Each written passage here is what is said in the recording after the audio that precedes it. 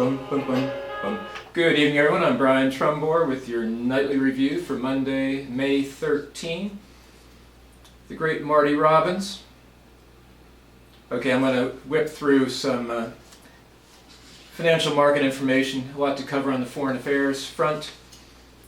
The Dow Jones finished down 26 points at 15,092. So off its all-time high. The S&P 500 looks like it's settling out up literally a fraction of a tenth of a percent, but that's nonetheless an all-time high if it finishes there. NASDAQ up 2 points. Gold closed at $14.31, oil 95, down $1, and the 10-year Treasury 1.92%. Apologize for the background information. April retail sales up 0.1% when it was expected to be down 0.3%. Inflation data is coming on Wednesday and Thursday. The latest Wall Street Journal survey of economists has growth for all of 2013 pegged at about 2.4%.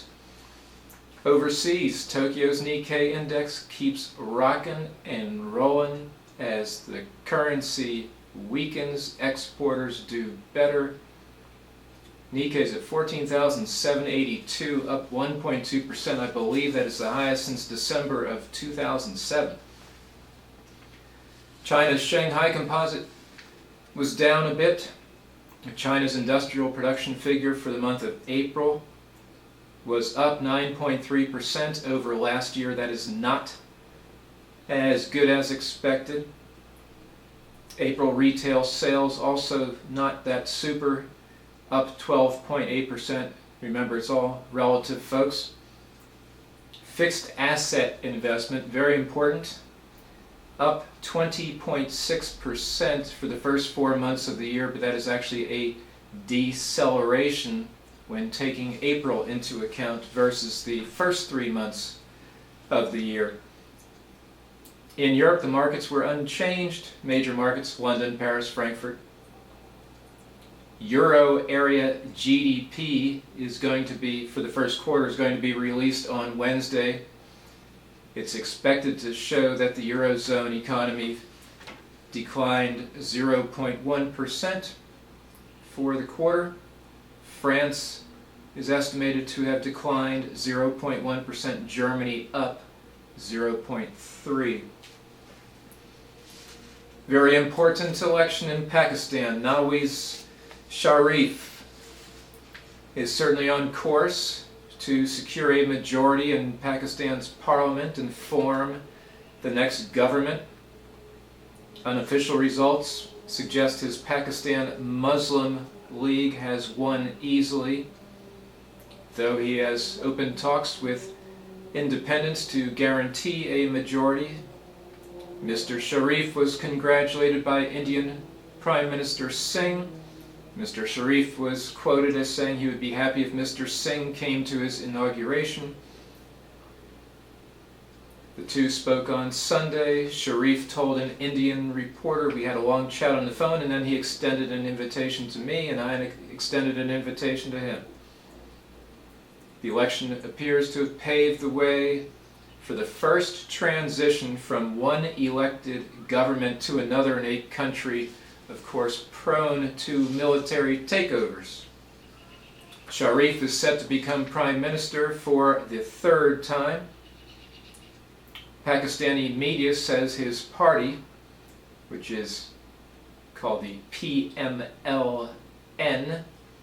has captured at least 125 seats, with the second and third place finishers only at around 30 seats each. Once you add in some independents, and once he gets to a majority, Sharif is then allocated most of 70 other seats reserved for women and non-Muslim minorities. Turnout was about 60%. In 2008, it was 44%. EU election observers said 64 people died on polling day in Pakistan. Of course, at least 125 died in the run-up to Election Day. Most of the attacks the responsibility of the Taliban. Imran Khan, recall he fell off the platform. His party looks to, well, it's in a dogfight for second. He has been bedridden since the fall. A doctor treating him said he would walk in a couple weeks. Khan has vowed to lead an aggressive opposition. Back to Sharif, he said he would end Pakistan's involvement in the US-led war on terror. He said that during the campaign without saying whether or not he would, or that policy would include ceasing military operations against the Taliban and Al-Qaeda. In his second term as Prime Minister, in 1997-1999, Sharif fell out with the then Army Chief of Staff, General Musharraf, who torpedoed Sharif's overtures to India by launching an unauthorized military operation in the disputed Kashmir. When Sharif tried to fire Musharraf and ban his plane from landing in Pakistan, the army launched a coup. And they detained Sharif for 14 months and then exiled him to Saudi Arabia.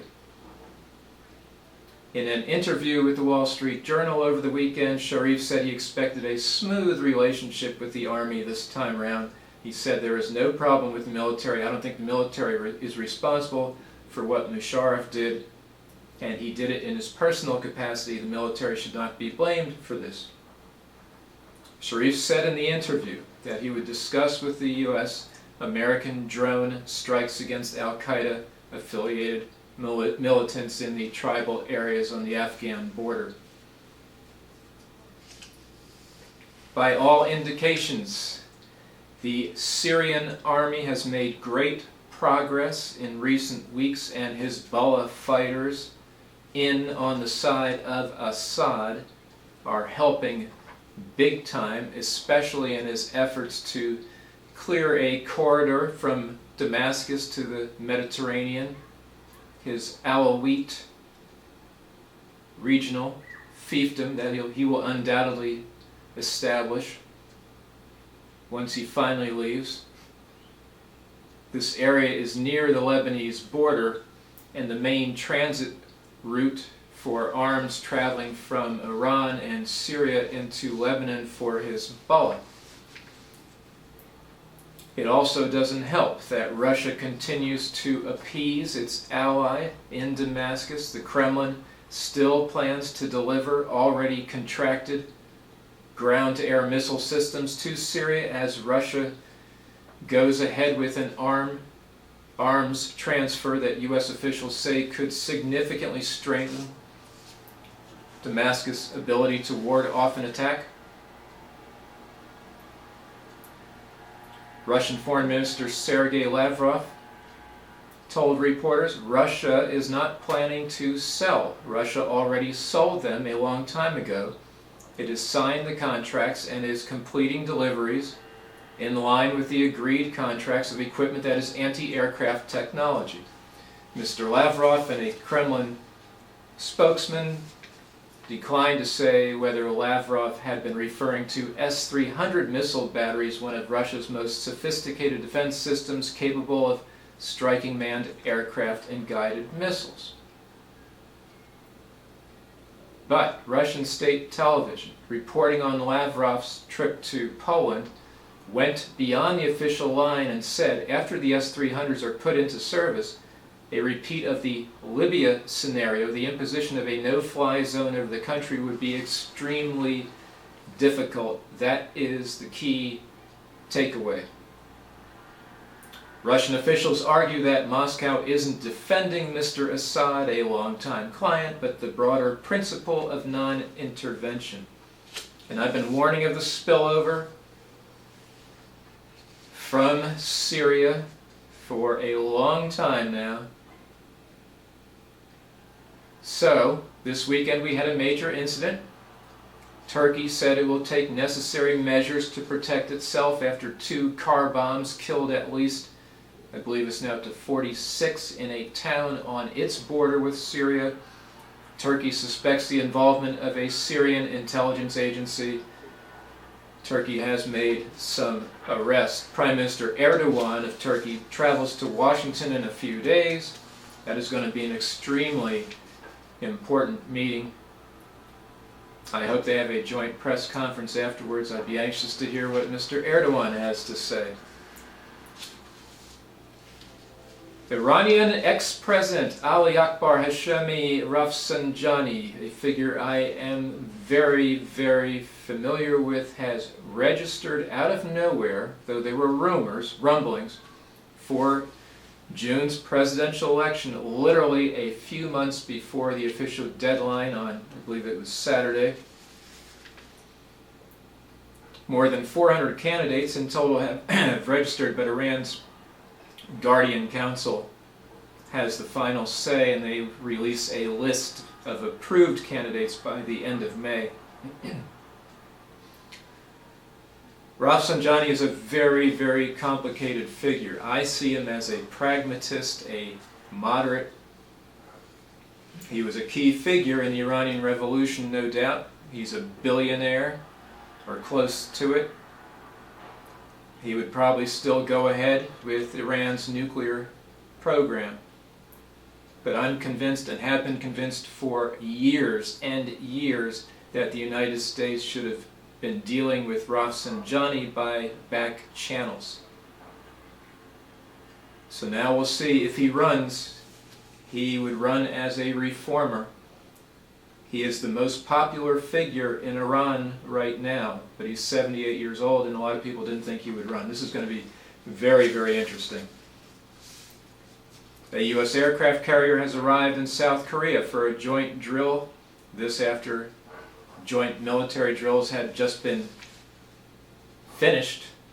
The 97,000-ton Nimitz, one of the world's largest warships, will participate in search and rescue operations. North Korea is not happy about this, calling it a grave military provocation. The World Health Organization says it appears likely that the coronavirus that seems to have started in Saudi Arabia can be passed between people in close contact. This comes after the French Health Ministry confirmed a second man had contracted the virus in a possible case of human-to-human transmission. 2 more people in Saudi Arabia are also reported to have died from the virus. The death toll in Saudi Arabia is 15 out of 24 cases. A rather high mortality rate. The mortality rate in the H7N9 bird flu virus in China is about 25%, which is also pretty high. The World Health Organization's Dr. Keiji Fukuda told reporters, right now we are really in a race for more information. This is a new infection and there are many gaps in our knowledge. A car bomb exploded in Benghazi today, killing an unknown number as of this broadcast. In recent days, 3 police stations were bombed there in Benghazi. So also today, there was President Obama in a joint press conference with British Prime Minister David Cameron, saying that with regards to the talking points on the Benghazi attacks last September 11, there's, quote, no there. Obama also said of the 4 Americans killed, while security issues needed to be answered, quote, we were not able to prevent their deaths, close quote. That's BS, Mr. President. My point has been, as Gregory Hicks, Chris Stevens' second in command, put it, we didn't even try to prevent the second attack that took out the 3rd and 4th Americans. Maureen Dowd, in the New York Times this weekend, quote, in an emotional Senate hearing on Wednesday, Stevens' second in command, Gregory Hicks, who was frantically trying to help from 600 miles away in Tripoli, described how his pleas were denied by military brass who said they could not scramble planes and who gave a stand-down order to 4 Special Forces officers in Tripoli who were eager to race to Benghazi. My reaction was that, okay, we're on our own, Hicks said quietly. He said the commander of that Special Forces team told him, quote, "This is the first time in my career that a diplomat has more balls than someone in the military." The defense secretary at the time, Leon Panetta, insisted we quickly responded, but they responded that they would not respond. As Emma Roller and David Weigel wrote in Slate, quote, "The die was cast long before the attack by the weak security at the consulate, and commanders may have decided to cut their losses rather than risking more casualties, and that isn't a story anyone prefers to tell." That was Maureen Dowd. On ABC's This Week, yesterday, I saw retired General James Cartwright, former vice chairman on the Joint Chiefs of Staff, discussing the issue of buzzing the militants and trying to get jets in the air from, say, Aviano, Italy. And he actually said, it looks like it would have taken 1 to 2 days. That's outrageous. I'm going to be writing a ton more on this issue in my next week in review, but this needs to be said. Our General Corps sucks. It's history throughout our history, and I'll write about it this weekend. Why weren't F-16s and tankers on standby on the anniversary of 9/11? And if they had been, they would have been able to get from Aviano to Benghazi in no more than 90 minutes.